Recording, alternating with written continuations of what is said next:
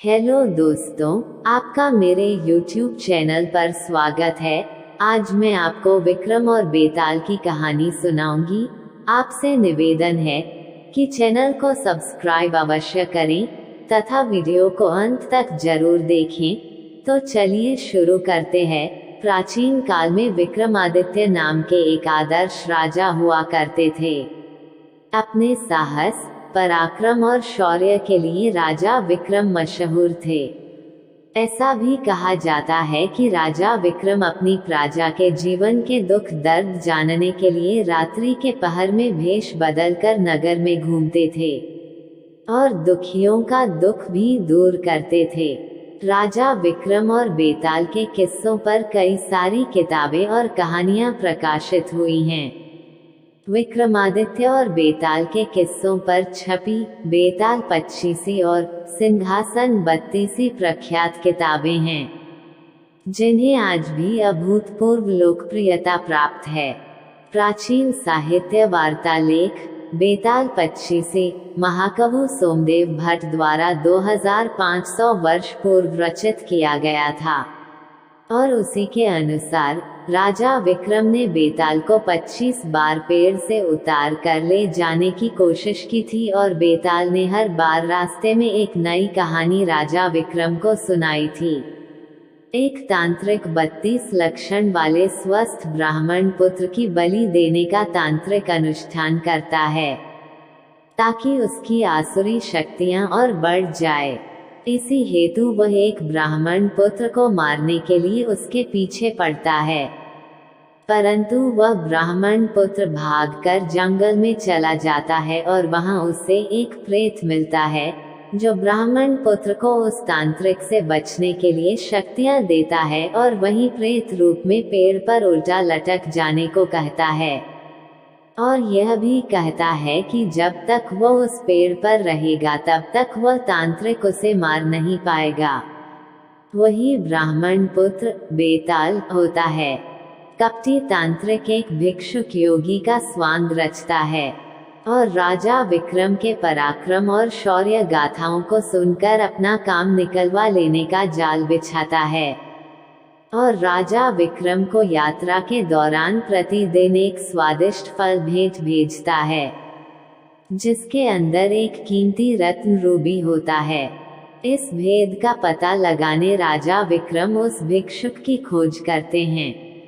अंततः राजा विक्रम उसे खोज लेते हैं। चूंकि उस ढोंगी भिक्षुक में स्वयं बेताल को लाने की शक्ति नहीं होती, इसलिए वह स्वांग रचकर राजा विक्रम से उस पेड़ पर लटक रहे प्रेत बेताल को लाने के लिए कहता है।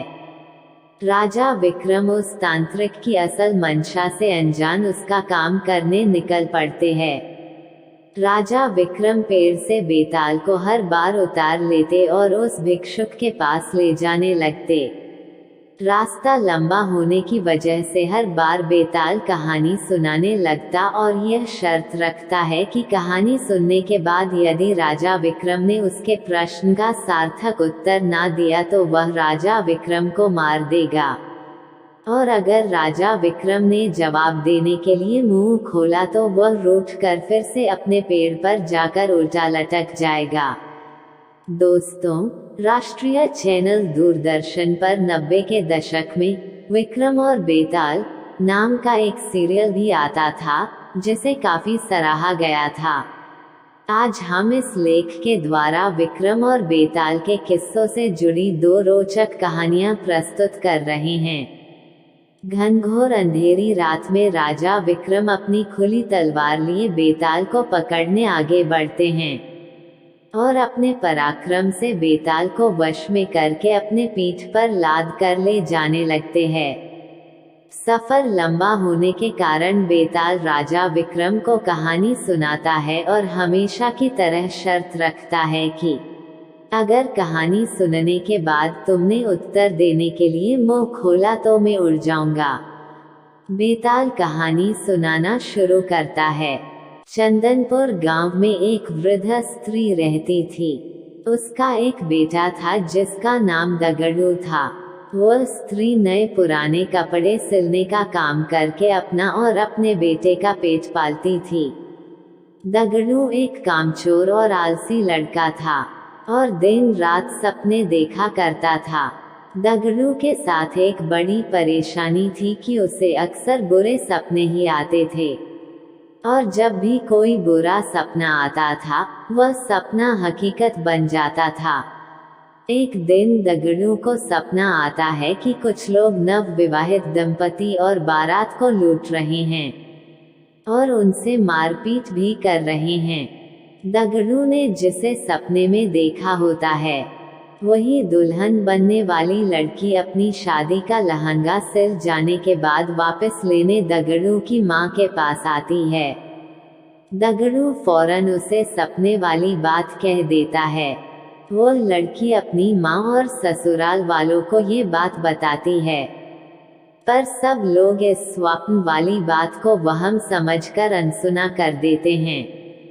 शादी के बाद जब वर वधू बारात के साथ जा रहे होते हैं तब सपने वाला वाकया सच में घटित हो जाता है और इस पूरी घटना में दगड़ू पर आरोप लगते हैं कि वही लुटेरों से मिला होगा, वरना उसे कैसे पता चल सकता है कि ऐसा ही होगा।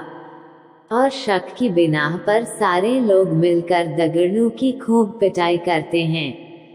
इस घटना के कुछ दिनों बाद एक रात दगड़ू को सपना आता है कि मोहल्ले में रह रही चौधरान का नया मकान गृह प्रवेश के दिन जलकर खाक हो जाता है। तभी अगले ही दिन चौधरान उस मकान को बनवाने की खुशी में लड्डू लेकर दगड़ू की मां के पास पहुंचती हैं और गृह प्रवेश समारोह के दिन जलसे में आने का न्योता देती है।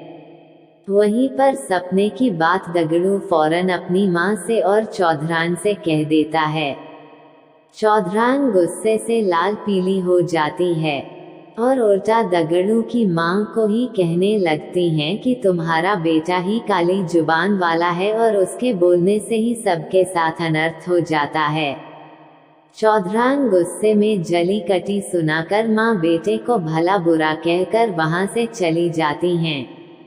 गृह प्रवेश समारोह के दौरान कोई घटना ना हो इसके लिए पक्के इंतजाम किए जाते हैं, पर फिर भी किसी ना किसी तरह आग की चिंगारी चौधरान के भव्य मकान के पर्दों में लग जाती है और देखते देखते रौद्र रूप धारण करके पूरा मकान जलाकर खाक कर देती है। चूंकि दगड़ू इस बारे में पहले ही बोल चुका था, इसलिए सब उसे काली जुबान का बोल उस पर टूट पड़ते हैं और उसे मारकर गांव से निकाल देते हैं। दगड़ू समझ नहीं पाता है कि लोगों को सच सुनकर उसी पर क्रोध क्यों आता है। खैर, दगड़ू एक दूसरे राज्य चला जाता है जहां उसे रात की पहर में महल की चौकीदारी करने का काम मिल जाता है। वहां के राजा को अगले दिन सोनपुर किसी काम से जाना होता है, इसलिए वह रानी को कहते हैं कि उसे सुबह जल्दी उठा दें। दगड़ू रात में महल के दरवाजे पर चौकीदारी कर रहा होता है। तभी अंधेरा होने पर उसे नींद आ जाती है और फिर उसे सपना आता है कि सोनपुर में भूकंप आया है और वहां मौजूद सभी व्यक्ति मर गए हैं। दगड़ू चौंक कर जाग जाता है और अपनी चौकीदारी करने लगता है। दगड़ू सुबह राजा के सोनपुर जाने की बात सुनता है। तभी उनका का रथ रुकवा कर अपने स्वप्न वाली बात राजा को बता देता है। राजा सोनपुर जाने का कार्यक्रम रद्द कर देते हैं और अगले ही दिन समाचार आता है कि सोनपुर में अचानक भूकंप आया है और वहां एक भी व्यक्ति जीवित नहीं बचा है। राजा तुरंत दगड़ू को दरबार में बुलाकर सोने का हार भेंट देते हैं और उसे नौकरी से निकाल बाहर करते हैं। इतनी कहानी सुनाकर बेताल रुक जाता है और राजा विक्रम को प्रश्न करता है कि बताओ, राजा ने दगड़ू को पुरस्कार क्यों दिया, और पुरस्कार दिया तो उसे काम से क्यों निकाला। राजा विक्रम उत्तर देते हैं कि दगड़ू ने अमंगल स्वप्न देखकर उसका वृतांत बताकर राजा की जान बचाए, इसलिए उसने दगड़ू को पुरस्कार में सुवर्ण हार दिया, और दगड़ू काम के वक्त सो गया, इसलिए राजा ने उसे काम से निकाल दिया। बेताल अपनी शर्त के मुताबिक राजा विक्रम के उत्तर देने के कारण हाथ छुड़ाकर वापस पेड़ की ओर उड़ गया। दोस्तों, आशा करते हैं कि आपको कहानी अवश्य पसंद आई होगी। अतः आपसे निवेदन है कि चैनल को सब्सक्राइब अवश्य करें। धन्यवाद।